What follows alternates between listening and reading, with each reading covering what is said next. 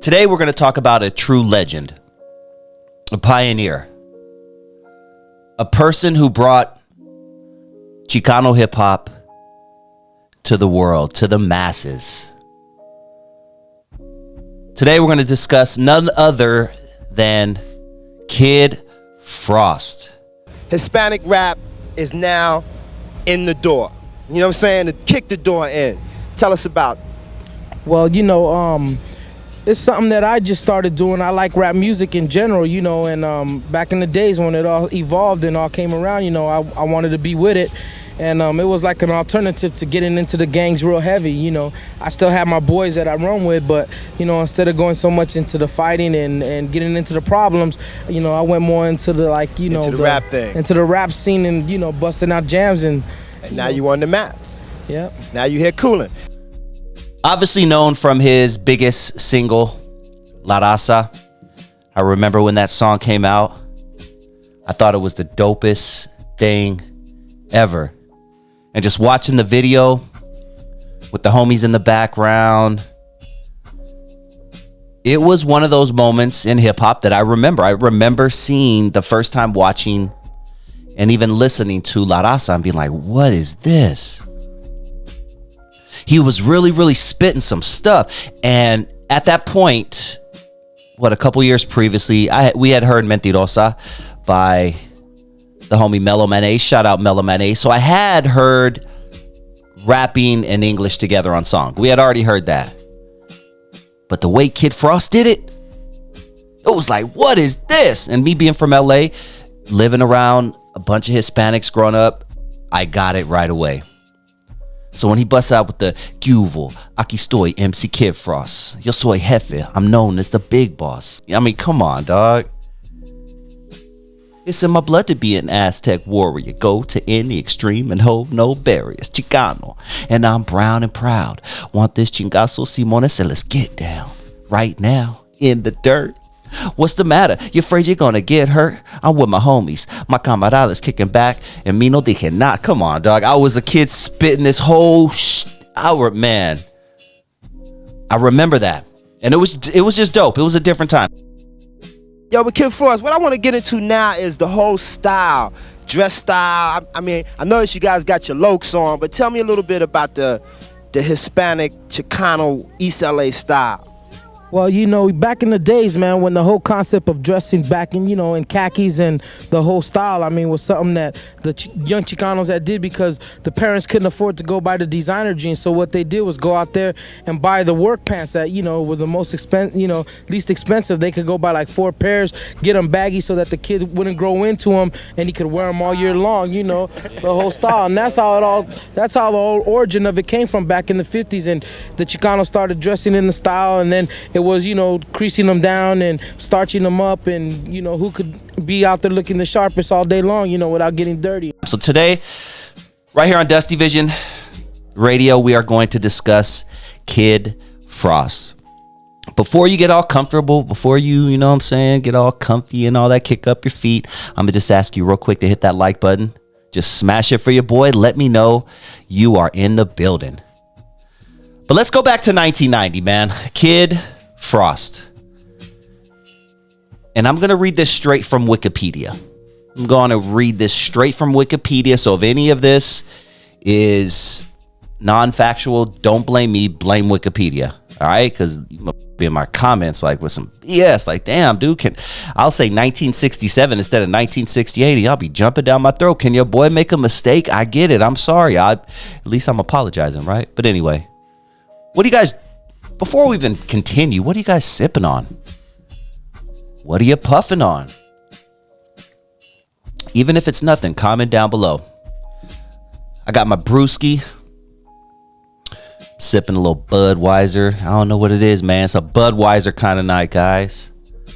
Sipping some Bud. Talking Kid Frost, homie. Smoking a little, little bit of that goody good. It's going to be a beautiful, beautiful time. But let's see. From Wikipedia, Kid Frost. Arturo Molina Jr., born May 31st, 1962, better known as Frost, originally Kid Frost, is an American rapper, songwriter, and record producer from Los Angeles. That's right. He put Los Angeles. He was one of the first. He was probably the first Chicano to put LA on the map. He charted in the 1990s, and of course there were rappers before then. I'm not knocking anybody who came out before him. I'm just saying this video, La Raza, had every element of LA in it. It was so dope. But let's see. He charted in the 1990s with his first 4 albums: Hispanics Causing Panic, that's the one everybody knows; East Side Story, that was a good one too. That was an underrated project. Smile Now, Cry Later, I don't know much about that one. And When Hell Freezes Over, I don't know much about that one either. But his most successful single is obviously La Raza, which hit number 6 on the rap song charts in August 1990. His 1990 debut album is credited as the first Chicano rap album. Yo, we in effect. Yo, why don't we roll into the video with all the fly cars? Yo, man, this is for the Raza. On Yo MTV Raps. 1990, I was 12 years old. There was a transition in hip hop. There was a transition going on. We were going from the house party, bright color clothes, dancing, funky hairstyles, to what we would see in the La Raza video, what we would see in an Eazy-E video, in a Dr. Dre video. Gangster rap, reality rap, whatever you want to call it, was starting to flourish, and gone were the days where everybody was trying to dress like Special Ed and have polka dots and dye their high top fades half blonde and half black. It was just a different time. The baggy clothes, you know what I mean, came into play. It was a different time. Gone were the African medallions. The do the right thing movement, all that was gone, baby. And I missed that time. I miss rocking my Malcolm X hat. Even though I was 11, 12 years old, I had no idea about his legacy. That's one thing I guess could water down certain stuff. And yes, I was definitely probably watering down the legacy of Malcolm X while I'm rocking his hat and not understanding or knowing anything about Malcolm X. But to those that did, at that time, they rocked it, and it felt like a very, very good time. Not saying that the gangster rap era was not a good time as well, but it changed things, and house parties were different. You know, you used to go to a house party to dance, and then now you're going to a house party to meet up with your op or hope your op is there and start a fight. It was sucky, man. 80s and 90s were, in a nutshell, it was really, there was a lot of good times. Obviously, I had good times personally, but 80s and 90s were super rough. And 1990 was one of those times. We were 2 years away from LA having upwards of 2,500 homicides a year. I think it was 1992, if I'm not mistaken. Of course, there's somebody that's going to fact check me. It was 1993 and it was 2,475. Like, look, it was rough at that time. So Kid Frost coming out, you know, with this album, you know, representing, you know, the look that he was representing, I was gravitated towards it right away. I can't even lie. But his early life, let's talk about his early life. Molina, Kid Frost, was born and raised in Los Angeles, California, and occasionally lived with his family in military bases in Guam and Germany. Did you know that, huh? Did you know Kid Frost was a well-traveled man? Military bases in Guam and Germany. Very, very interesting. I wonder what Hispanic kids were looked at, how they were looked over there, if he even ever left the base. You know, I'm just assuming, but you know, damn, very interesting. He is of Mexican descent. He began his music career in 1982 as Kid Frost as a tribute to his rival Ice-T, whom he often battled in the music industry. That I did know because I do a show with my homeboy Alonzo Williams. Shout out to Alonzo Williams. And he's known Kid Frost for a very long time. He knew Kid Frost back then. He saw Kid Frost come up the ranks, and he remembers this kid named Kid Frost. Man, Kid Frost and I go back to early 80s. One of our first gigs we did together was in Sacramento, and we had like a 3 or 4 day tour up the coast. We played Sacramento, we played Stockton, and we played something else. And he's always been a cool buddy of mine.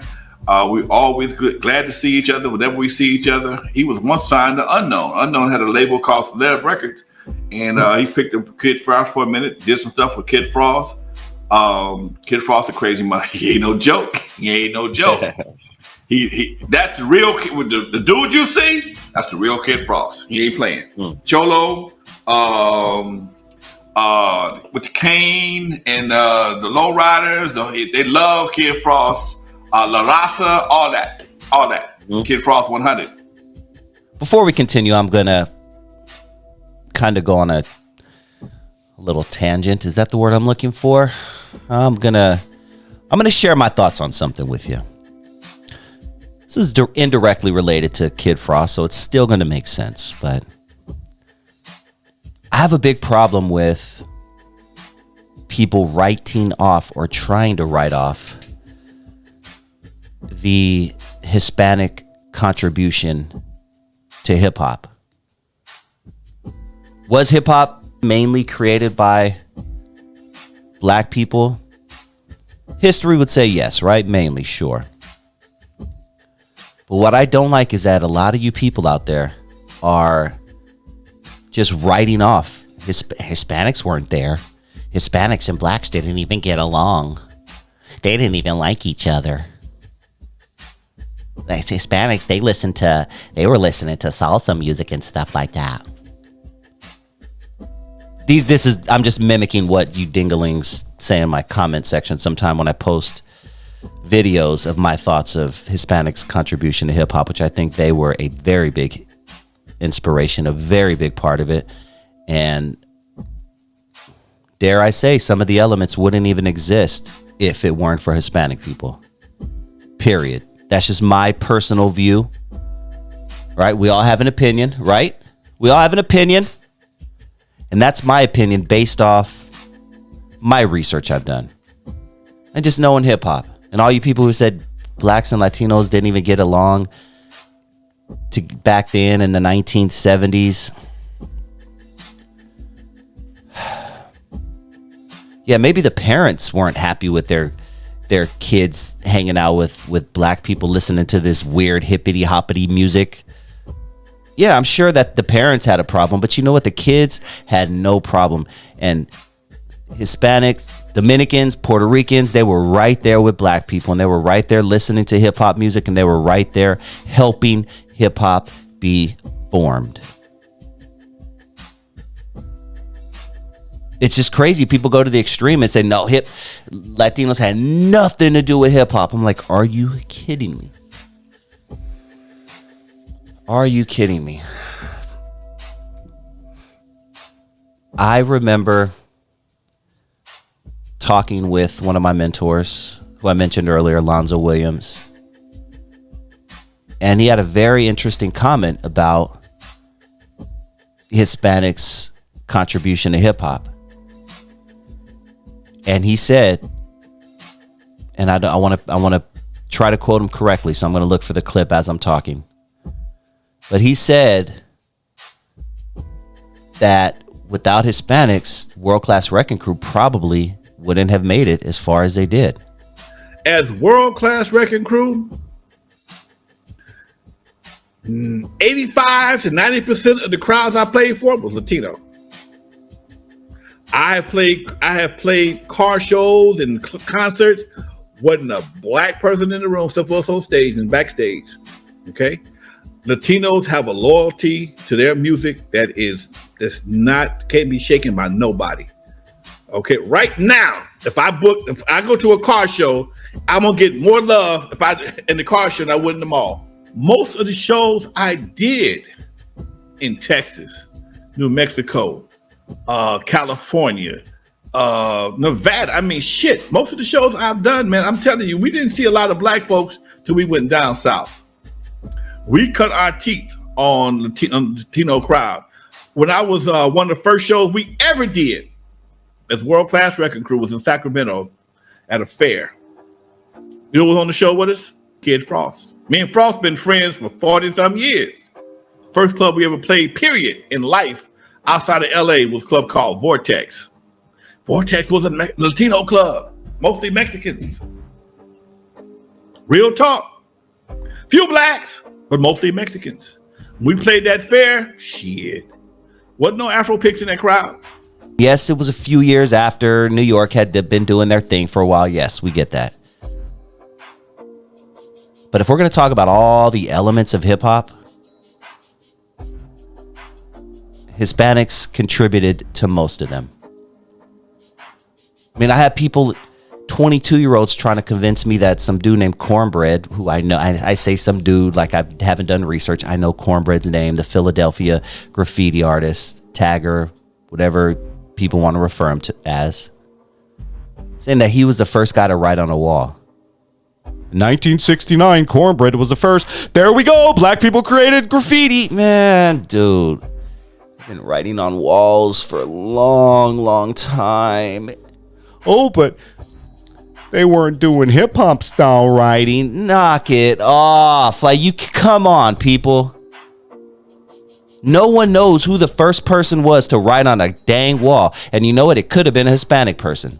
I mean, if we're talking about writing on walls, they've been doing that since the beginning of civilization. If you're going to tell me Cornbread wrote on a wall in 1969, I'll refer you to a movie called West Side Story where there was graffiti all on the walls. Oh, but there wasn't hip hop or graffiti. Blah, blah, blah. That's how you guys sound. And I know I'm going off a tangent. This is about Kid Frost right now. But many people who are at the beginning stages of West Coast hip hop will tell you that Latinos, Hispanics, Chicanos, Mexicans were right there the whole time. My people, if the Panther that's listening right now, you are the ones that made Ice Cube platinum. You are the ones that made DJ Quick platinum. Without our gente and our raza and our Mexican people, these artists would have never sold these little Waynes, and these artists would have never, Tupac's would have never been as big and platinum. Mexicans made these artists go platinum. So to all you people in my comment section who were born in 2003 and you're trying to school me on hip hop because you watched some documentary, can you guys knock it off? Like, use common sense. I mean, black people can't even agree who created hip hop. So there's that whole thing. Jamaicans did, and no, they didn't, and Caribbeans were there, no, they were. Like, dude, they just look. I get it, black folks. Black Americans, we've had a lot of stuff stolen from us. But come on, dog. Without outside help, hip hop would not be what it is right now. Period. Point blank.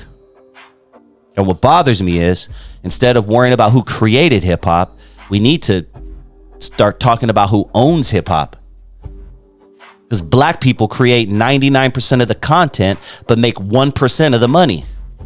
Like, can we talk about that? Anybody want to talk about that? No one wants to talk about that. Let's talk about some dumb who created hip hop and who wasn't there, and the Caribbeans didn't do it. It was only black people, and Dominicans aren't black, and Puerto Ricans identify as white. Blah blah blah blah. Blah. That's how you sound to me. That's how you all sound to me. Not if a lot of you have no idea what I'm talking about right now, but if you want to check out some videos, go to my archives and check out my point of view on hip hop. And like I said, I know I'm going on a tangent right now, but hey. Just hear me out for a second. Hip hop would not be where it was without the help of Hispanics. Period. All right, anyway. Now, back to the regularly scheduled program. Oh, man, y'all got my heart rate growing up and shit. Let me go on and hit this joint. Y'all be tripping out there, man. No, I'm just kidding. It's me tripping. But look, man, I just speak the real, and I'm sorry. I'm not going to let somebody out there tell me something because they watched some documentary and now they know everything about hip hop. I'm just not going to let them do it. One thing you are going to get on my show is I'm going to try to preserve hip hop in its rawest form. And I'm not going to do it I don't have an agenda behind it. There's no strings attached when it comes to hip hop with me. Will I mess up dates every once in a while? Yes, I will. I may even mess up a name every once in a while. One thing I'm never going to do to you is lie or BS to you about my thoughts on hip hop. A lot of you are going to get upset about it, but it is what it is. But let's go back to Kid Frost. We were reading his Wikipedia article, right? And once again, Wikipedia, a lot of it's not correct. So if I say anything incorrect, I'm just reading it from Wikipedia, okay? So we talked about him living in Guam in Germany, which I think is pretty cool. That's pretty cool. I love to hear when people are well traveled, even if it's forced travel by their parents, because they have to. But I think that's kind of cool. It gives you a different perspective on life. You get to see how other people live in the world. And I think that's cool. We also talked earlier about how Kid Frost got his name because he used to battle Ice-T. Ice-T was his rival. And him and Frost used to go at it. Man, I always had Ice. I always had Ice-T as a mentor. So, I mean, Ice was probably the first person that actually heard the original La Raza demo when we had cut it raw. And, we were right there. And then I actually had went back and he told me something very, very crucial during that time that I was recording. And he said, Frost, look, this is what you did, and this is what you had to do to make yourself unique and have an identity. He said, you need to find your own lane. He said, and you found it. This is your lane. This is it. And I mean, he was in his room, and I was playing it outside of the window of the spot. And he was right there, and then he stopped what he was doing. I don't want to say what he was doing. There was a female in the room. He stopped what he was and he came to the window, and he's standing there, and he said, that's a hit record. And I said, man, Ice, are you sure?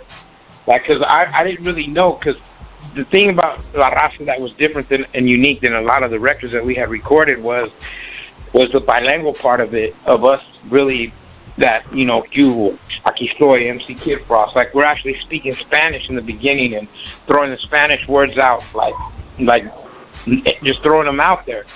And so I think that's what tripped Ice out the most of it. But then after when Ice told me that was a hit record, I knew, like, I didn't have, nobody else needed to tell me that was going to be a big joint or a big record. Ice confirmed it. Like, Ice was the first one to hear it out of my speakers, out of a little ghetto blaster in his window. In an interview, Frost stated that his first actual DJ was, in fact, Dr. Dre and DJ Yella. We know those names, right? He soon became a breakdancer for Uncle Jam's Army. The legendary Uncle Jam's Army. I'm going to have to do a show on Uncle Jam's Army. I have so much content on Uncle Jam's Army because Uncle Jam's Army was my co-host, my good friend, my mentor, Alonzo Williams. That was his rival crew. They had their thing going, and the World Class Wrecking Crew guys had their thing going. For anyone who doesn't know, I do a show every Tuesday, 6 p.m. Pacific, with my good friend Alonzo Williams. We've been doing the show for about 6 years now. Every Tuesday, 6 p.m. The channel is NWA Stories with Lonzo. NWA, like the group, right? NWA Stories with Lonzo. And he is the founding member of World Class Wrecking Crew. If it weren't for him, there would be no Dr. Dre, there would be no Eazy-E, there would be no Ice Cube. Period. I'll make it just as simple as that. He's responsible for so many other careers, but I am just going to drop those three names right now because those are the ones that you probably would recognize the most. But everyone, he's worked with the who's who of everybody in early West Coast hip hop, and we do a show every single Tuesday where we talk West Coast hip hop and we keep his legacy alive. He was portrayed in Straight Outta Compton. Anyone who's seen Straight Outta Compton, you like the movie Straight Outta Compton, it was okay, right? It's a little off, but Straight Outta Compton was, let's see, at the beginning of the movie where there was the promoter guy who told Dre, don't be playing all that gang banging music. That's my boy Alonzo Williams. And although he only got a 20-second shot in that movie, his legacy goes way deeper than that. He still has the studio where Boys in the Hood was recorded at. His studio. Still up and running. And Kid Frost is one of those names that came through Alonzo Williams. Since we're speaking earlier about Straight Outta Compton, you know that movie did have a lot of holes in it, right? It was in fact 100% factual. Everyone I know who is involved in that movie tells me there are parts of the movie that are just falsified or Hollywooded up, right? But one thing that we can all agree on is that Eazy-E is no longer with us, right? In the movie and in real life, it was said that he passed of the virus we know as AIDS, right? I've interviewed many people, and I know many people personally, including, I keep name dropping my dude Alonzo Williams, but Alonzo Williams does not sit well with him that Eazy passed so fast from that. I also remember when I heard Eazy had AIDS, okay? And Eazy found out he had AIDS on a Thursday. He was dead 2 weeks later. Magic had HIV, and he's still with us today. So people always ask me about that thing with Eazy, man. And I'm always like, you know what, dude? I've seen a few different celebrities die from AIDS, and I've seen how long it took. I saw how they looked as they were going through it. They definitely had a deterioration look about it. But nowadays, you know, when Eazy had it, last time I saw Eazy was about 3 or 4 weeks before he went to the hospital, and his brother was healthy as me and you. So I don't know what happened. I can't speak on it like that. Not on camera for damn show. But it just makes you really wonder what's really going on. It doesn't sit well with Lonzo and a lot of other people that no one has came out after Eazy's passing with the same disease. Me, man, I'm gonna always believe somebody shot him up with that shit, man. But it's like, cause nobody catch AIDS and die the way Eazy-E did. He the first case I ever heard of.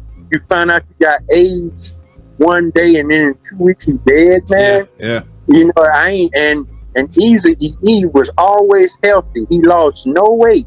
He looked like he would go to the gym. That's how he looked, all buff and shit, man.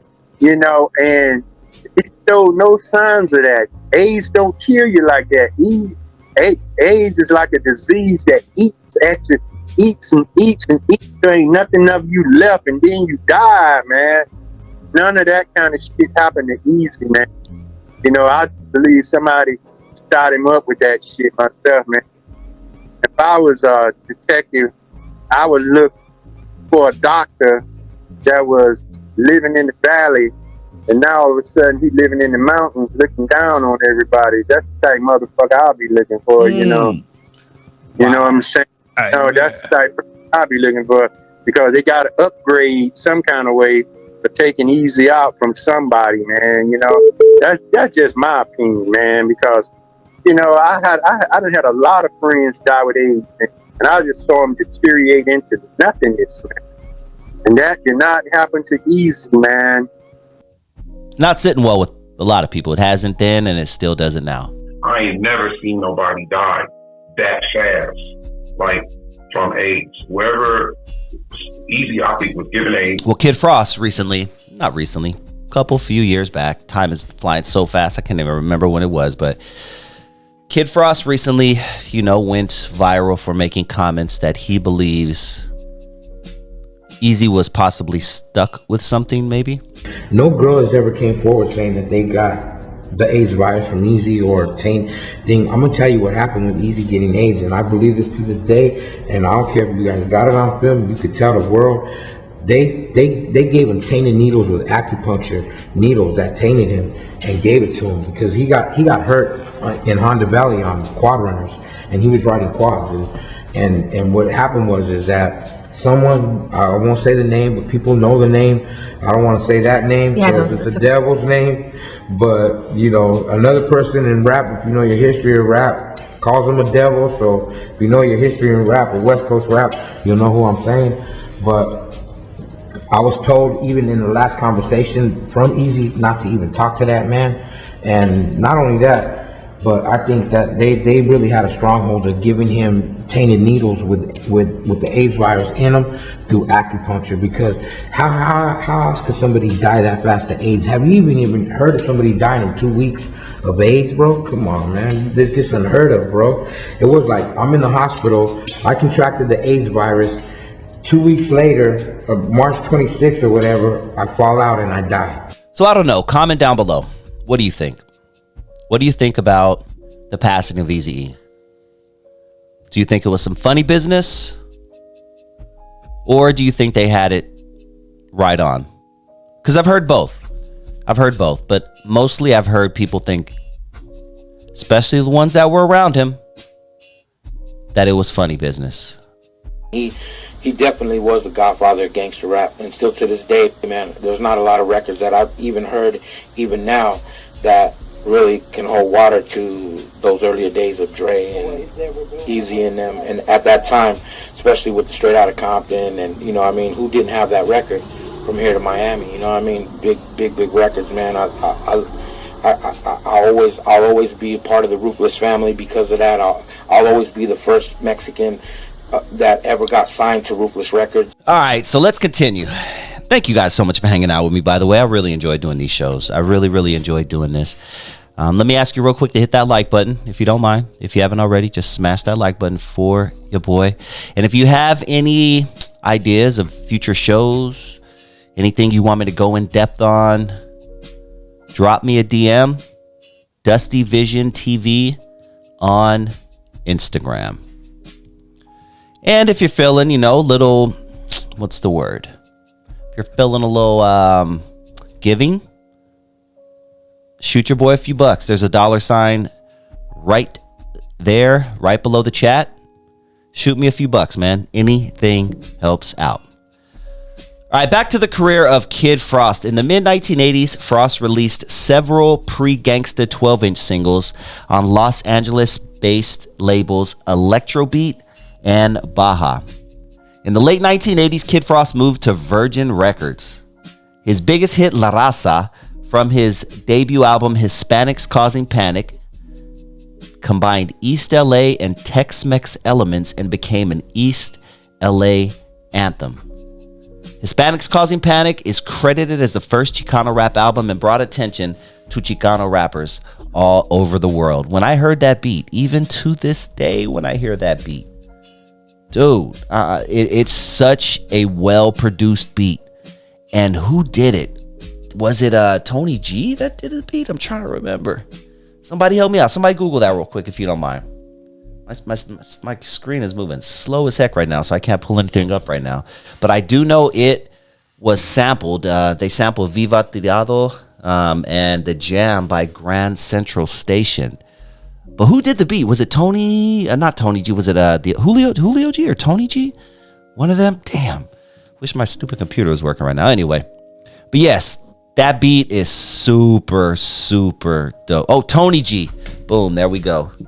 Yeah, just pulled up. Tony G, man. Legend right there. And this beat is just so beautiful. It's perfect. It paints a beautiful picture. And it's one of those songs that when I hear La Raza, it takes me back. It reminds me of the 90s.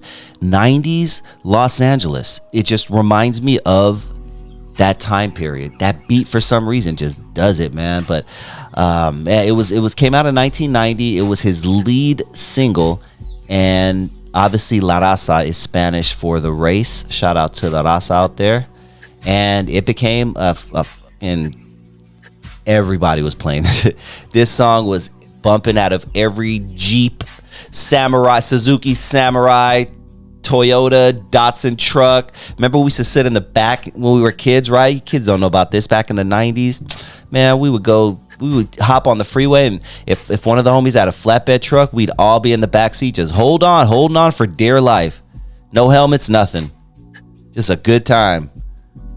And then if we were in the car, the parents would be smoking the cigarettes and just windows all up, and you're just seeing, grandpa just smoking cigarette after cigarette, not caring anything about no secondhand smoke or anything. It was a different time, man. It was a different time.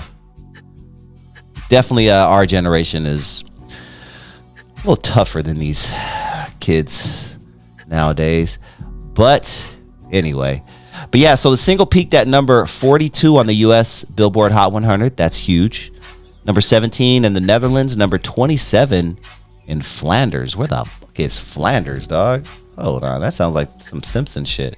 So Flanders is the Dutch-speaking northern portion of Belgium and one of the community regions and language areas of Belgium. So damn, it was popping like that in Belgium? They were bumping La Raza like that in Belgium, dog? Damn! I like that. That's hard. That's hard. And the whole world got to see this culture. And I wonder if this song had a lot to do with... Have you guys heard of this? And I don't know how my friends feel about this, my Chicano homies, but I'm just going to say there's this group, there's this culture in Japan where they mimic everything that Chicanos do. Have you guys heard about this? I know this is random and off topic, but Google it. Like, Google Japanese cholos. It is Japanese. Yeah, it's Japan. Yeah. And they have cholos that are like, I mean, dog, they look like they look like someone took them from East LA and just put them in Japan. It's really, really interesting. Look up Japanese cholos and go down that rabbit hole. But I wonder if this song had anything to do with that. You know what I mean? Like, I feel like we were inspirational, man. Hip hop is inspirational, especially West Coast hip hop. And I promise you guys, I promise, I'm going to continue to keep West Coast hip hop alive on my channel as long as I can.